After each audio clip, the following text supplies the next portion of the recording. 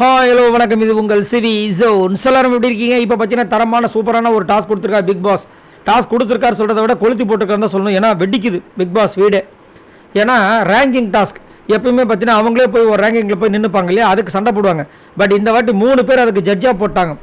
யாருன்னா இந்த வீட்டில் முக்கியமாக இருக்கிற இப்போது ட்ரெண்டிங்கில் இருக்கிற விக்ரம், கனி, அதுக்கப்புறம் அமித் ஏன் இதில் சேர்த்திங்க?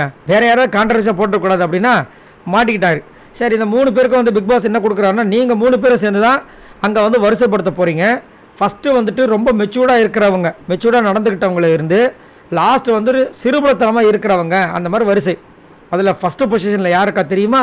நம்ம சபரி, 2வது சுபிக்ஷா, 3வது கெமி, 4வது நம்மளுடைய சாண்ட்ரா, 5வது பிரஜன், 6வது வியானா, 7வது அரோரா, 8வது வந்துட்டு நம்மளுடைய ரம்யா, 9வது திவ்யா, 10வதுலேருந்து ஓகே கமருதீன், 11வது கானா வினோத், 12வது எஃப்ஜே, 13வது நம்ம விஜய் பரதி, 14வது வந்துட்டு திவாகர் வந்து சிறுபலத்தனம் கரெக்டு.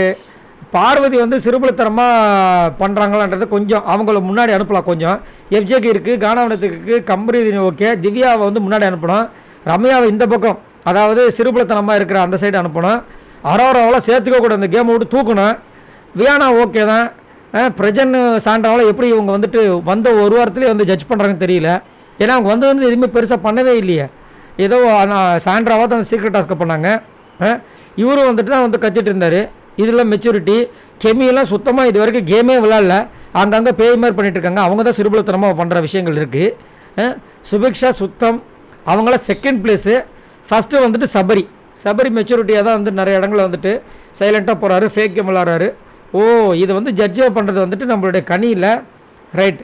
ஏன்னா எப்படியும் ஆதிக்கம் பயங்கரமாக செலுத்துவாங்க. இப்போ என்னென்னா சண்டை வந்துடுது. பார்வதிக்கு 13வது பிளேஸை கொடுத்துருக்காங்க. செம்ம டென்ஷன் ஆகுறாங்க. என்னால் இந்த 13th பொசிஷனை ஏற்றுக்கவே முடியாது அப்படின்னு. இது ரேங்கிங் டாஸ்க் கிடையாது. இது என்ன டாஸ்க்னால் மெச்சூரிட்டியில் யார் இருக்காங்க, மெச்சூரிட்டி இல்லாமல் யார் இருக்காங்கன்ற மாதிரி. ஸோ இதில் வந்துட்டு பார்வதி வந்து வருத்தப்பட வேண்டிய அவசியமே இல்லை. பட் டென்ஷன் ஆகுறாங்க. ரம்யா பொங்குறாங்க. நீங்கள் 3 பேர் யார் என்னை வந்து டிசைட் பண்ணுறதுக்குன்னு கத்துறாங்க. திவாகர் வந்து இவங்களுக்கு வேண்டிய ஆட்களை மட்டும் ஃபஸ்ட்டில் போட்டுப்பாங்களாம், நம்மளை தூக்கி லாஸ்ட்டில் போடுவாங்களான்ற மாதிரி சண்டை போடுறாரு. வியானா வந்து முதல்ல வெளிப்படையாக சொல்லிட்டாங்க. ஏன்னா வியானா 6வது பிளேஸில் இருக்காங்க. எனக்கு ஃபஸ்ட்டு செகண்ட் தேர்டில் இருக்கிறதே சுத்தமாக வந்து ஓகேவே கிடையாதுன்னு திவ்யா ஒரே போட்டாங்க. இவங்க 3 பேருக்கு முதல் தகுதியே கிடையாது, இவங்களாம் யார் ஜட்ஜாக போட்டுட்டாங்க. பிக் பாஸே தாக்கிட்டாங்க. இந்த மாதிரி வந்து கலவரம் பூமியாக வந்து மாறுது. நீங்கள் உங்களோட கருத்தை சொல்லுங்கள். என்ன கேட்டிங்கன்னா மோரார்லஸ் இங்கே வந்துட்டு சிறுபலத்தனத்துலேருந்து மெச்சூரிட்டி அப்படின்னு பார்க்கும்போது ஓரளவுக்கு ஓகே தான். பட் முன்னாடி ஃப்ரண்ட்டில் இருக்கிறவங்களாம் யாருமே கேமை பெருசாகவே எடுக்கிறது கிடையாது. ஆனால் லாஸ்ட்டில் இருக்கிறவங்க எல்லாருமே கேமை பெருசாக எடுக்கிறவங்க. கமருதீன், கானா வினோத், எஃப்ஜே நேற்று செம்மையாக பண்ணார். விஜய் பார்வதி, திவாகர்லாம் கணக்கிலே எடுக்க வேண்டாம். மற்றவங்கெல்லாம் வந்துட்டு கேமே பெருசாக விளையாடுறது கிடையாது, பேச்சு மட்டும்தான். அப்படின்னும் போது அவங்கள வந்து கேமே விளையாடாமல் அதாவது சேஃப் கேம் விளையாடுறவங்கள முன்னாடி அமைச்சிருக்காங்க. சேஃப் கேமில் வேணாம் நான் வந்துட்டு நானாக தான் இருப்பேன்னு சொன்னவங்களாம் தூக்கி லாஸ்ட்டில் போட்டிருக்காங்க. இதை பற்றி உங்களோட கருத்துக்களை சொல்லுங்கள் பாய் நண்பர்கள்.